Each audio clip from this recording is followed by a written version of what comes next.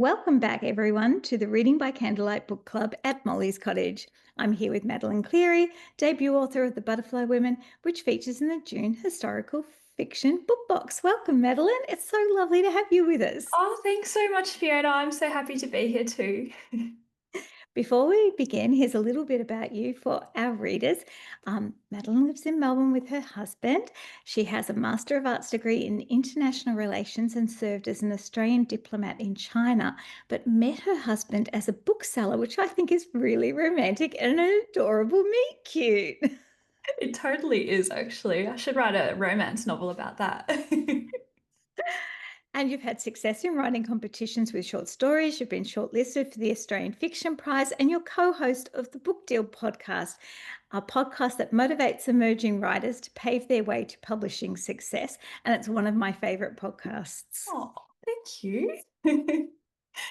You give so much information in your podcast, and all of it is gold. I love it. Oh, well, you probably feel the same way. Tina and I, my co-host podcast, co-host, we always forget people listen in. So when people say, "Oh, yeah, we listen all the time," I go, "Oh, people are listening."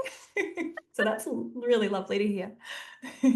Now, The Butterfly Women is your first novel, and it was published in April 2025 with Affirm Press, and it is rich in story. It's dark in tone, and like if you knew Madeleine, she's so sweet, but it's very dark and meticulously researched. I mean, absolutely amazing. And I think that at its heart, it's a story about women's friendships as much as being a historical murder thriller.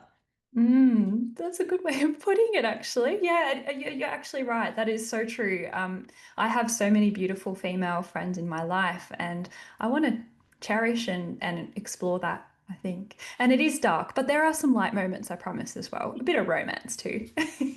I especially love the descriptions of Melbourne in 1863, especially like Little Lon and then the hunt for the killer. But most of all, I really did love the women themselves because they're all fighting to survive and thrive in what was essentially a man's world. That's right. That's right. I know. And I had so much fun, I think, exploring through four different female perspectives as well, which, has its challenges when you're following four different perspectives and very different women. Yeah. But I wanted to bring that breadth, I think, to the story and to really exploring all the different aspects of Melbourne back in the 1860s. Now, to start us off, could you give us a quick spoiler-free pitch of your book? Sure. Well, I think you've already done such a good job, Fiona, but I'll do a really, really quick one. So, The Butterfly Women, in short, it's a historical retelling of the untold stories of the women of the back slums in amidst a Jack the Ripper style murder mystery, and it's all set in early colonial Melbourne. That's it. That's the line. That's a really good hook. I love that. Most people can't do it that quickly. Well done. A lot of practice, I would say. And one of the things that is so unique about your book and that I love is that you have this wonderful personal story behind the inspiration. Can you share it with us? Yes. So back in it was about 2014. My dad was contacted on ancestry.com, and it was a distant relative who'd done a bit of research about our family history. And she messaged dad and said, "Oh, do you know that you're related to the infamous Cleary family, the notorious Cleary family of early colonial Melbourne?" And dad said no. And so she sent some of the research over. And so we actually found out that so it was my great grandmother, and her name's Catherine Cleary. She actually ran a brothel in Melbourne in sort of 1850s, 60s, 70s, and her and the Cleary women, so some of her daughters, there were lots and lots of different women of that family who were working in the brothels over those few years. And so, yeah, when I heard this story or saw the research, Dad and I really dug into the archives, pulled out all these newspaper articles about the women, and that's how we started to learn some of their stories and the voices. Even though, they were all illiterate, they were poor Irish migrants. We're not going to have diaries or any of the sort of that type of research, but what we had were these newspaper articles about them. And so that's how we started to learn the story. And that really, I said, well, I have to write a novel about this. And it must have been lovely to be able to research it with your dad, to have that connection Yes. and both do it together. That's gorgeous. Well, I think because you probably know what it's like, Fiona, having a daughter interstate, because I was living in Canberra at the time, and so Dad and I, this was the thing that we had to connect us, so Oh, which was really, really special. And would be, I moved to Canberra for work, and so at lunchtime, I'd be walking around like Burley Griffin in Canberra, and talking on the phone to Dad about, about the stories and what we were finding. And that was a really lovely way to connect. And so, yeah, throughout this, Dad has been amazing. If I've ever had a thought bubble of or found something really interesting in the research, because I'm working full time, I can message Dad and say, Dad, can you give me all the information on this? And then by the end of the day, he's got it. wonderful. It's like having your own personal research assistant. It's amazing. And he's very diligent, and he's comes from an IT background. So he's got this methodical, logical way of looking through archives, testing different prompts and finding the information. So he's pretty incredible. And free. Don't have to pay him. Because he does it for love. Exactly, exactly. Yeah, he's obsessed with this sort of finding the answers, which I love. It's the best type of person you need to dig down into the research.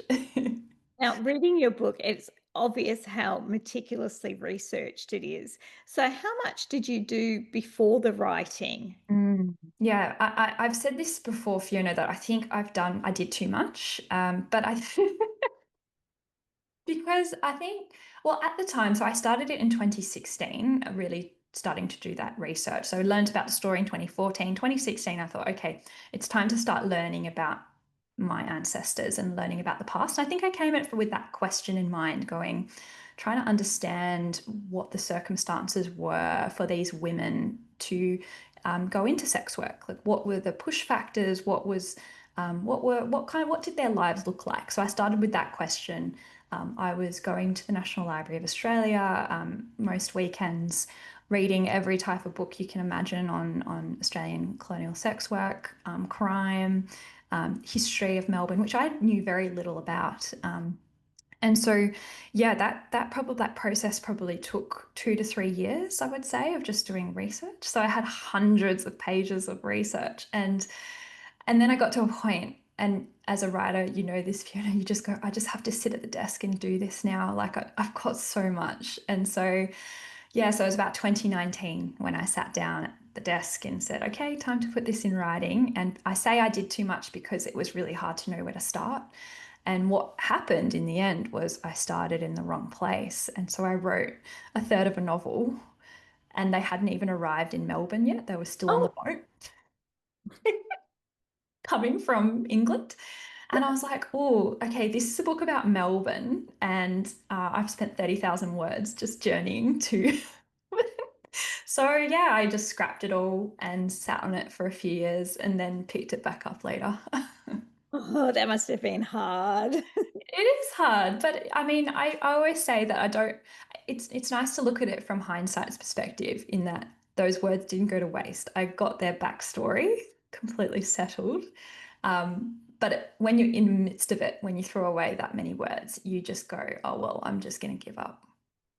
Good thing you didn't give up because it's a wonderful book. Thank you. I'm glad I didn't as well. What was the most difficult thing to research? I guess it's hard because there was, and particularly before 2022, there wasn't a lot of research into the women's lives of the women of Little Lon. Little Lon's that the area where I've set the novel. And this is because most of the women who worked there were illiterate, and so we don't have any first person accounts of their lives. So it's really up to historians working with archaeologists to build a picture of their life by looking at the records and the archives and the archaeological digs. And it wasn't really, there's some incredible historians like Robin Anea who were doing this. And then Barbara Minchinton, so she's a historian attached to some of the digs in Melbourne. She wrote this groundbreaking book called The Women of Little Lon, and that really explored some of these stories. And that to me was the thing that got me back into this, because, I'm not a historian. I'm not present on the archaeological digs. I'm not weaving this picture. But these incredible people have been. And so I think for me, yeah, it's you don't have the tangible diaries that you can draw from. So you have to, use your imagination. And that's not always a bad thing for fiction writers too, I think. Wonderful. Because it's such a love letter to Melbourne. I mean, you can feel them walking through the darkness because, there's no electric light. You can smell the gutters because nobody has bathrooms. And the river but it's such a multi-layered historical story with multiple protagonists. I mean, that's just like you set yourself a huge task. Who was your favorite to write? It's like asking who's your favorite Your child. child, yes, I know. Um, I think though, I think Joanna's voice. So Joanna Callahan, she's an Irish poor servant. She's at the start of the book, she's lying in a ditch. She's just been beaten and fired by her employer, and she's just basically thinking, I'm just going to give up on life. And she's given a second chance as a servant working at a high class brothel. And then that's when her ambition starts to play and she wants to perhaps be something more than a servant. She was great to write because I think she was the closest to my family and who my family's ancestors would have been, but also because she's a bit sassy and she's a bit fun. And so I always enjoyed, I think, writing her. I think her voice was really loud, and I'm sure other writers experience this. They have sometimes voice can be really, really clear and loud. Others you have to work a bit harder to find it. But for Joanna, it was always very obvious from the start who her character was. Yes, and she what a wonderful character she is. Yeah, and I like the fact that, have you ever seen the show Harlots? No. It's a TV show called Harlots. It's quite it can be quite graphic. So, Hmm. but it's So don't watch it with your mum, basically. watch it with your mum. No, not at all. But it's basically about brothels in England at about the same time and why women choose to become sex workers. And it Mm. really is fascinating because some of it do it because they've got no other way of making means, but others do it as a way of bringing themselves up by securing a relationship with a wealthy man. And they don't mean marriage. They just mean to be looked after in the manner of, with the silks and the finery and going to the opera and things like that and the ballet and stuff. And so it's really interesting. And she kind of reminded me of a little character that's in that.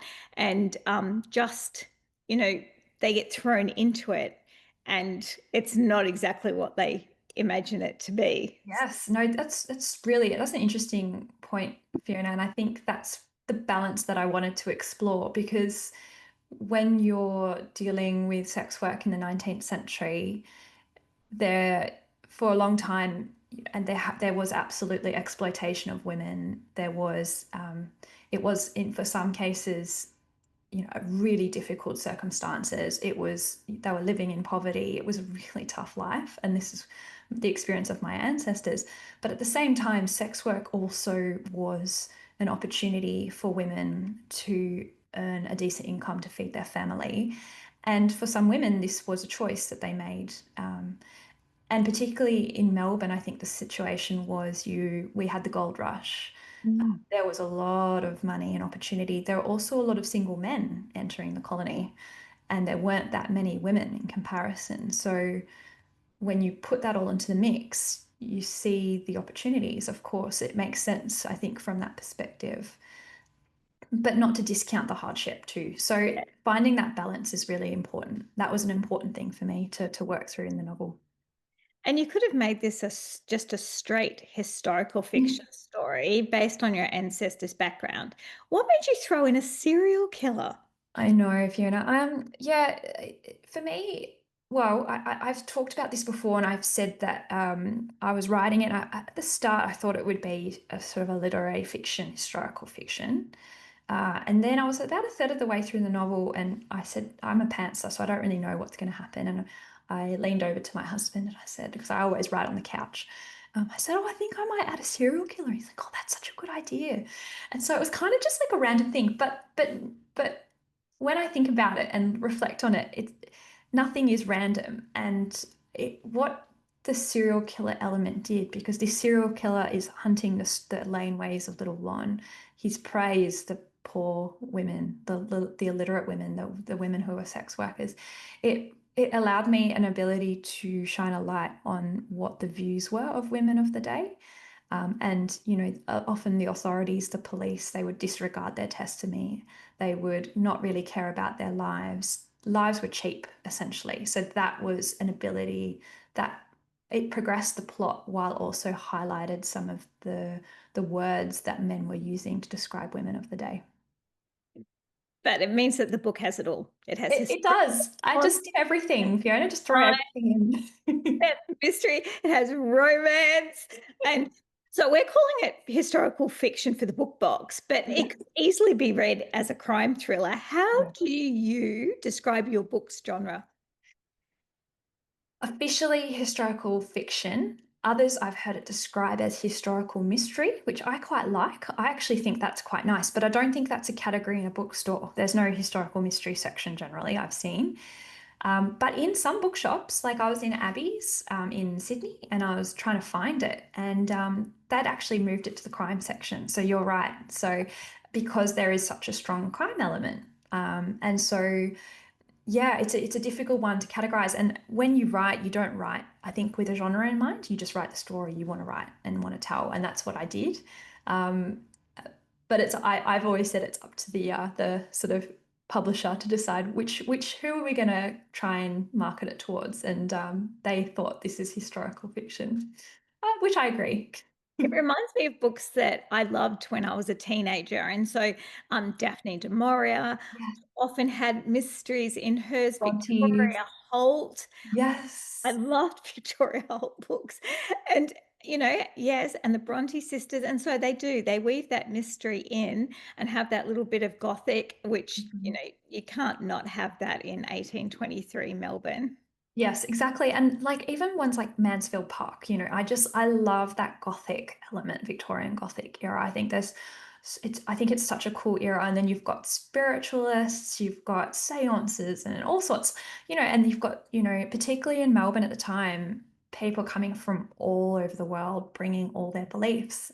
And because they've just had this trauma of, migrating to a country, leaving their own country, they're really clinging onto their beliefs. And so that's why I weave in some of the Irish folklore, like the Banshee and the Dullahan, who's the headless coachman, rattling down the streets of Melbourne, because that was something that Irish people continue to believe in today. Were there any scenes that were particularly difficult to write?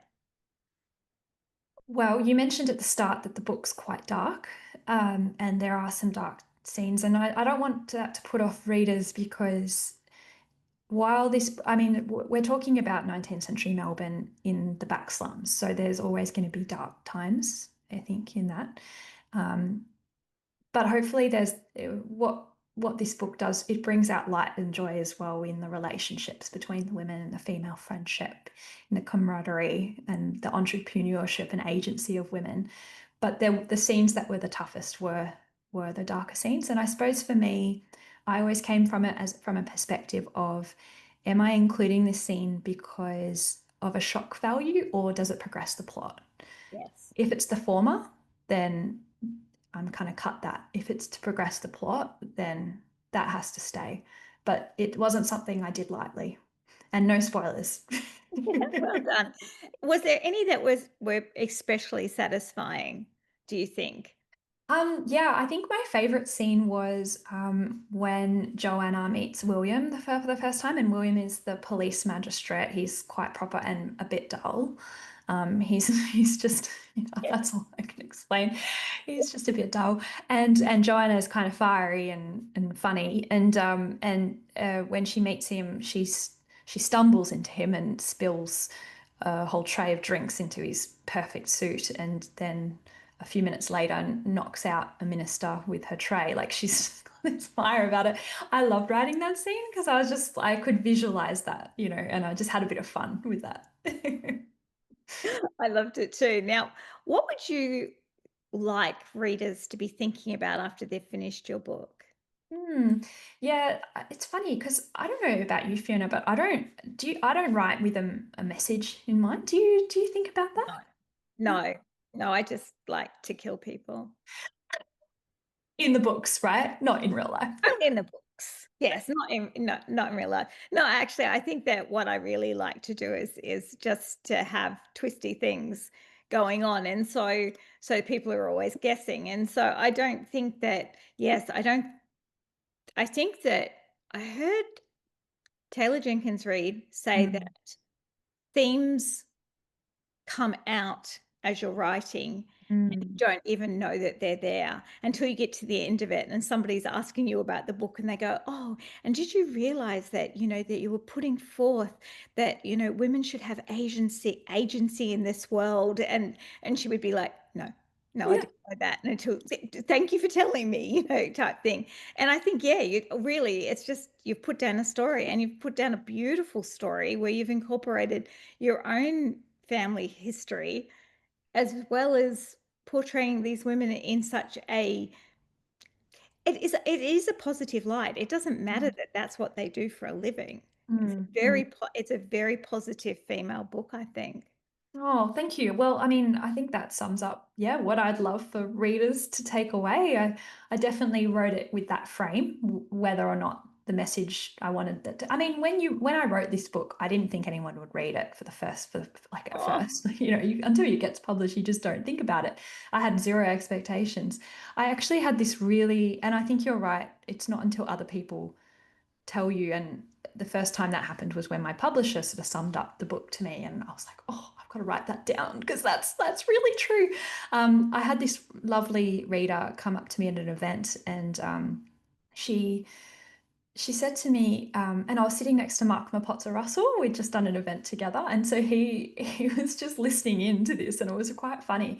And so she said to me, "Oh, your book changed my life." And oh, I know. And I was like, oh, I didn't think it was that type of book. And because you always sort of denigrate yourself. And she said, oh, I've worked my way up in life. I'm own my own law firm. I'm a partner in a law firm, and I've worked really hard all my life. And she's like, but what I realized when reading your book is that this would have been my life in the 19th century. I would have been one of these women. And so it's made me really grateful for everything I have and all that, bitterness and resentment over things past. She's just like, it's allowed me to just, yeah. beautiful. Yeah, Oh, it's that's so lovely. nice. And Mark turned to me afterwards. He said, well, you've just had your moment. Like this is the reason why we write, isn't it? To have these experiences. And And to give people clarity about their own lives when they're reading. Oh, that's beautiful. yeah, it was lovely. It really touched me. So I'll never forget that moment. And yeah, if that's what people take away, well, that's amazing. Is. What did it feel like, holding your book for the first time? It just must have been an amazing feeling. It was really special. And we were talking about social media earlier before we hit record, and I planned in my mind I would have this perfect unboxing video. Yes, I remember your unboxing video. Yes, yes, and it would all be good. And so I got home really late from work, and the box was there on the kitchen table, and my husband's like, "Oh, you're going to open it?" And I was like, "Oh no, no, I'll wait for Instagram I'll wait till tomorrow for we can do a recording." And he's like, "Are you seriously going to go to bed knowing your book's there and not open it?" And I was like, "Yeah." And so I lay in bed for a bit, and it was like ticking over. I couldn't sleep, and I'm like, "Oh, just gonna go." And so I didn't have an unbox like a official. I mean, I did one the next day and said that I cheated, but but actually, I'm glad I cheated because being able to just hold it, not having to worry about social media, and just that was really really special. And you get the advanced reading copies and everything, but there's nothing better. And but I yeah, it's so tangible. It's such a nice tangible thing after years of just staring at your laptop like a crazy person. Just have something in your hands. Like, oh, well, it was all worth it. Oh, that's wonderful. And what was the experience of being a debut author for you? How has it been, going around to events and everything like that, and how people have welcomed the book? Yeah, it's been amazing. I didn't have any expectations, but people have been so generous. In particular, some of the indie booksellers have just been phenomenal and have really backed it. And I've done some wonderful events in regional Victoria, and they are just some fantastic people out there. And then, of course, we've got our beautiful debut crew for this year, and there's been some amazing books that have come out this year in the debut crew. And I think finding the community, the writing community, and I was not part of this community before getting my deal. And then since then, being part of that has been absolutely the best part. And I've made lifelong friends with this. So it's been wonderful. Yes, and booksellers are the best, aren't they? They are, they are. And it's not, and not just the indies. Dymocks has been a huge backer of this book too. Chose it for the big for fiction book of the month, which just blew me away as a debut. Like you just have no expectations, and then yeah, to have them back that has been really important. So yeah. And I know because you hit number 1 in Dymocks. Oh wow, I did at Knox, my In local. Knox, yes. At your local, yes. Because I remember going in there and there it all were it looked fabulous, It yes. was Very very special. exciting. It was Yeah. like kind of surreal seeing it up there. You're like, oh, that's yeah. So I've been really yeah, just really grateful for all these opportunities and experiences. So And what books or writers have inspired you? I think we were talking about Daphne du Maurier before, definitely in terms of the butterfly women, like the Bronte sisters, but also like Nancy Drew. I just used to love Nancy Drew as a kid, like the murder mysteries. So of I course love I Nancy Drew too. yeah, it's the best. It's the best. But yeah, other other books like I think Helen Garner's been a massive influence on me though. That You her met her, ability to didn't you? You met her. I did at the Sorrento Writers Festival. It was amazing. She used me as a prop to demonstrate how she picks up her chickens in her chook yard, her chooks. And I was like, and that was the first time I met her and the first conversation I'd had, and I was like, I'm never washing this jacket again, Helen Wait a Garner's. second, she picked you up. Well, she stood behind me and put her hands on my shoulders and then like tried to lift me from behind. Oh my goodness, that's the best story. You can tell that forever. My goodness. I'll never forget it. I remember going back to our hotel and just lying on the bed, just staring at the ceiling, going, "Oh my God, this has been the best moment of my life." I love it. Are you allowed to tell us what you're working on next? I've actually just started writing book two. It's going to be another book set in Melbourne. It's going to be about 15 years after the Butterfly Women, so sort of late 1870s. So it's just before the marvelous Melbourne kicks off. And there's definitely going to be more gothic stories. So it'll be a bit of a spiritualist vibe. Uh, Ooh, I like that. yeah, so seances and all sorts of things. So yeah, I'm really enjoying getting back into writing. I think that's the hardest part when you're on publicity. You've got to be really on, but it's nice to get back to writing. And it's winter in Melbourne, so it's perfect time to cuddle up with my laptop again. That's time on our interview, Madeline. Oh, this I is know, didn't that go fast? it went so quickly. Thank you everyone for coming along tonight and watching us live. If you're watching this on YouTube or listening to the podcast, I do hope you've enjoyed this episode. Let us know what you think in the Reading by Candlelight Facebook group or on socials. And I'd like to thank our author, Madeleine Cleary, for chatting with me and for being Reading by Candlelight's June Historical Fiction Book Box author. Thank you so much, Fiona, and thanks for having me on. It's been really fun. Now, wishing everybody happy reading and goodbye until the next Reading by Candlelight Book Club.